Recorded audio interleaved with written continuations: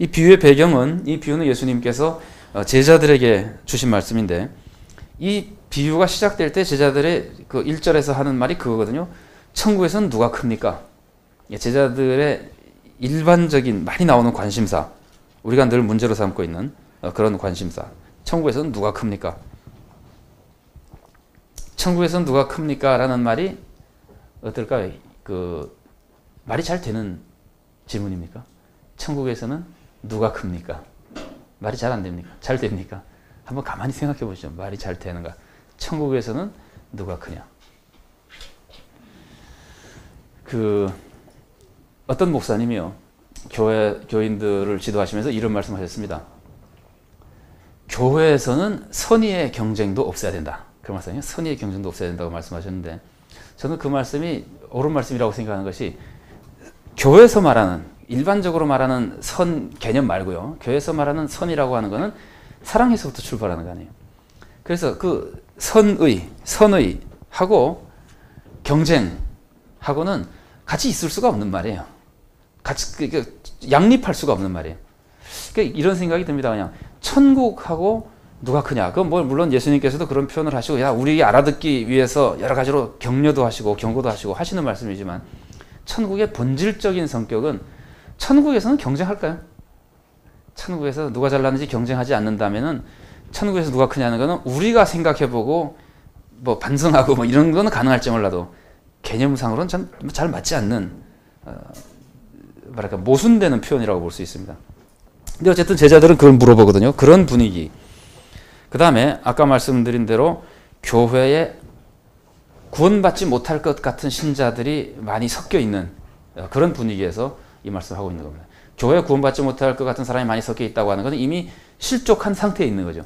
그러니까 실족한 상태가 두 가지로 분리될 수 있습니다. 교회에서 떨어져 나가버린 사람, 아유 교회 마음에 안 들어서 못 다니겠다고 떨어져 나가버린 사람, 교회 다니기는 다니는데 이게 그냥 내버려둬 가지고 구원받지 못하게끔 신앙생활이 그냥 아주 해이해져 버린 사람, 이런 의미로 볼 때 지금 마태복음에서 이 말씀이 나오게 된 배경 속에 교회에 신자답지 못한 악한 사람들이 많이 있는 상태라고 하는 걸 우리가 한번 좀 생각해 볼 필요가 있습니다. 그리고 아까도 말씀드린 대로 지도자들 중에는 교만한 지도자들이 있었다는 말이에요. 그래서 그 18장 10절에 나오는 말씀, 소자 중에 하나도 업신여기지 말라는 말씀, 저는 굉장히 중요한 말씀이라고, 특히 마태교회에서는 23장에 나오는 예수님의 꾸중과 비교해 볼 때 이런 분위기에서 지금 18장에 있는 말씀을 예수님이 제자들에게 하고 있다고 마태가 독자들에게 얘기해 주는 겁니다. 제가 말씀드린 배경은 저자적 독자의 배경이 들어 있었죠, 그죠? 그럼 저자적 독자가 자기 배경을 아는 상태에서 지금 마태가 예수님이 제자들에게 이렇게 가르쳐 주고 있는 것을 보고 그걸 자기에게 이제 적용해야 되는 겁니다. 그러니까 저자적 독자가 적용한 것을 우리는 다시 우리 각 교회에 이제 적용을 해야 되겠죠. 비유의 구조를 좀 보면은요, 비유의 문학 양식은 이런 양의 비유는 알레고리가 아닙니다. 너무 간단하게 잘 이해될 수 있는 거기 때문에 자세히 말씀드리지 않아도 될 것 같고요. 알레고리적으로 해석하지 않는 것이 이 비유 해석은 정당하다고 생각이 되고요.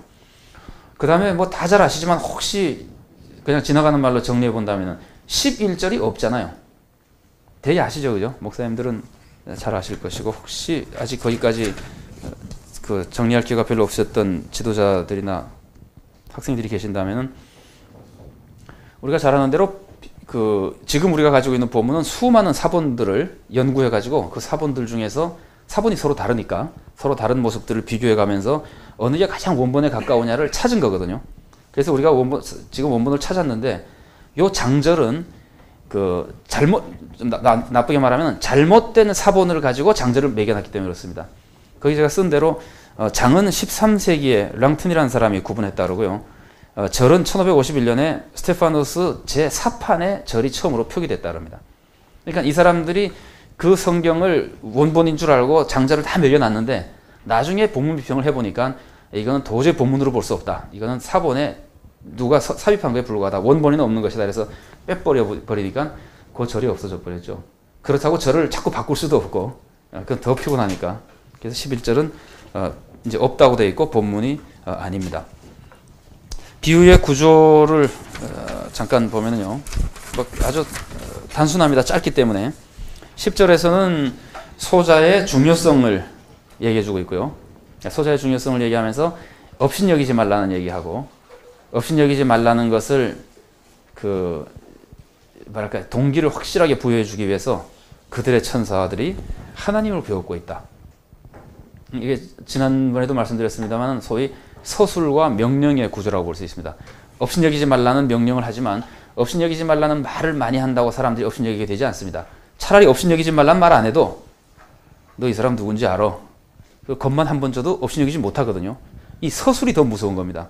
예수님께서 말씀하시는 게 그 사람들로 말할 것 같으면 그 사람들의 천사들이 항상 하나님 앞에 하나님 뵙고 있는데 감히 업신여길 수가 있느냐. 이제 서술이죠. 그래서 소자의 중요성을 보여주고 12, 13절은 소자의 중요성을 이른 양의 비유로 설명해 주기도 하고 어떻게 보면은 증명한다 할까요? 하여튼 예증한다고도 볼 수 있습니다.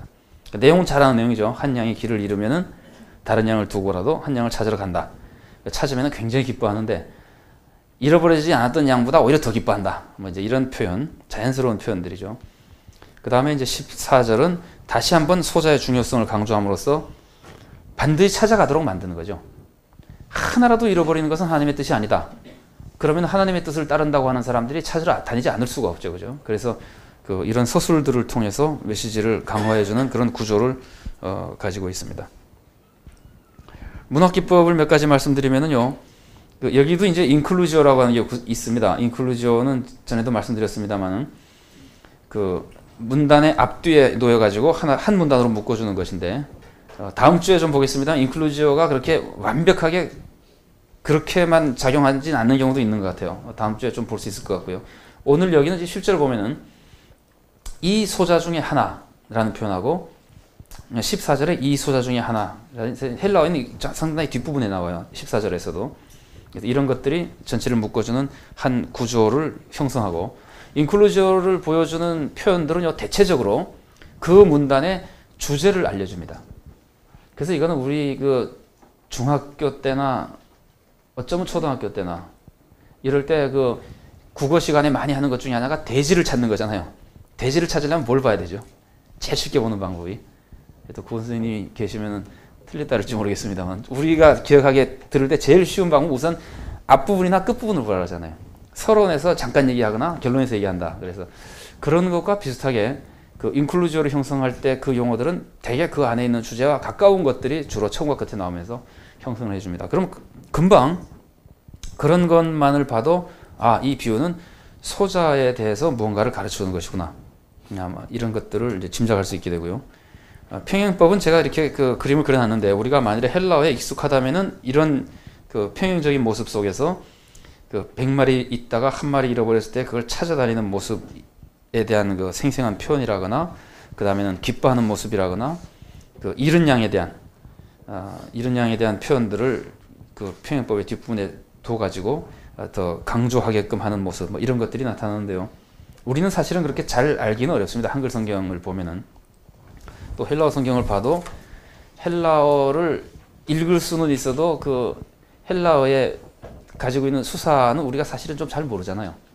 좀 신뢰가 될지 모릅니다만 좀 우리나라 문화하고는 조금 먼 것 같아요. 그래서 우리가 자주 접하는 것이 아니라 잘 모르는 건데 이렇게 잘 아는 사람들이 설명한 것에 의하면은 이런 모습이 있다는 정도로만 알고 넘어가도 좋을 것 같습니다. 그 다음에 진실로 내가 너에게 이르노니 이런 표현들은 강조하기 위한 표현들이고 이 문단에서 핵심 단어로 계속해서 등장하는 것 중에 하나가 소자하고 하늘에 계신 아버지거든요. 그래서 이 두 단어가 핵심 역할을 하는데 이 두 단어가 연결돼서 나온단 말이죠. 그래서 이 소자가 하늘에 계신 아버지와 얼마나 가까운가 그리고 소자가 얼마나 중요한 건가 하는 것들을 이런 구조적인 표면적인 이런 글의 형태로서도 우리가 알 수 있게끔 되어 있습니다.